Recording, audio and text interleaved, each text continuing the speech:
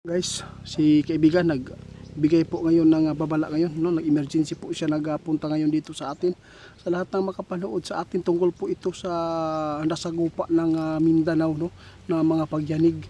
Lalo na si kaibigan ay nagpaabot sa atin na mayroon talagang makasagupa ng malakas na lindol. Unti-unti nang lumalakas ang lindol ngayon. Sa lahat po ng makapanood, no? Kanina, no?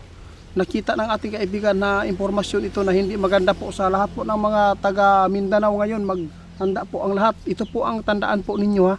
Yung mga malapit sa dagat po, ito po ang napakadelikado ngayon, kaibigan. Diyos ko. Guys, ipinapahanda po kayo ngayon, ha, ng ating kaibigan na si Linyo.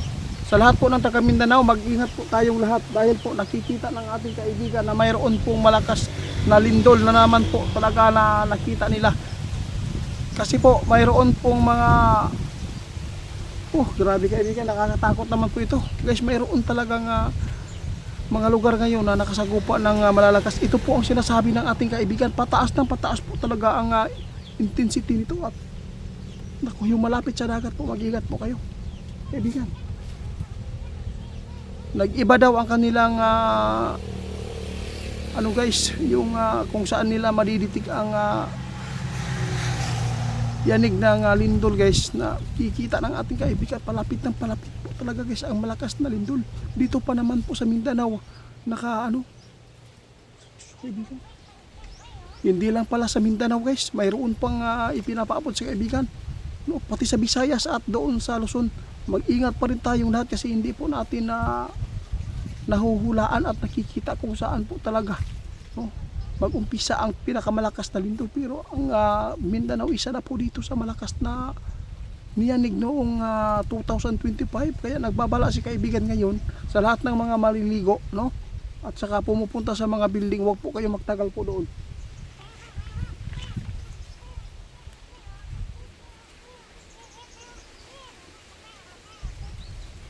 Nalulungkot si kaibigan, guys.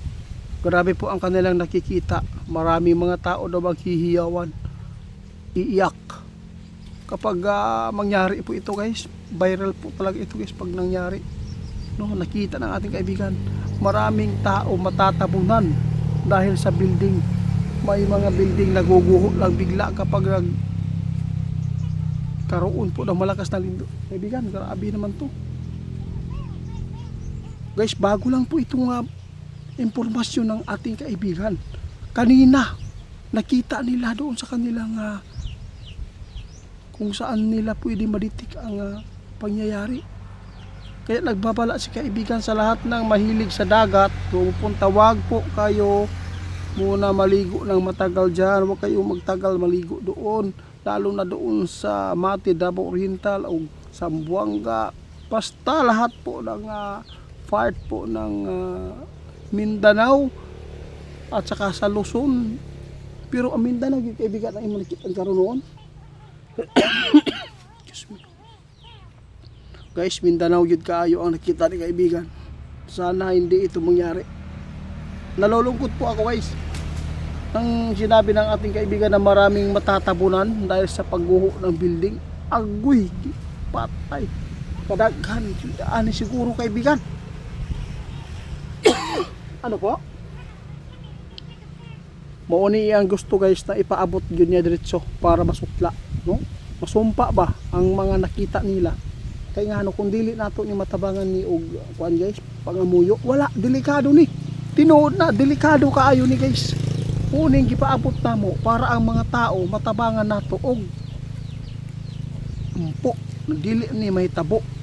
Kaya nasa inyo lang kung magtuo mo ani. Basta giingon ni kaibigan na agyod daw nga kusog nga linog nga ato ang masagubang karong tuiga gyud. Dili lang karong tuiga kundi ang pingan nato karong February, ha. Tungod kay naay mga lugar na gipang bati o kahadlok karon tungod aning pagyanig sa ilahang mga lugar tag 6.8. Kusog na gyud na, kaibigan. Mo gani, ito po ang nakita talaga na nais ni kaibigan na maiparating agad sa inyo.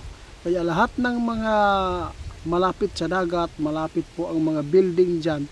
Ay nako, naana sa inyo ha kung mutuo mo og dili, basta kami nakapaabot mi og unsay ikamaayo, unsay mga impormasyon na dapat natong pantayan og muabtik ang ato ang mga hunahuna o ato ang lawas na agad tayong makalikas sa anumang mga kapahamakan, no?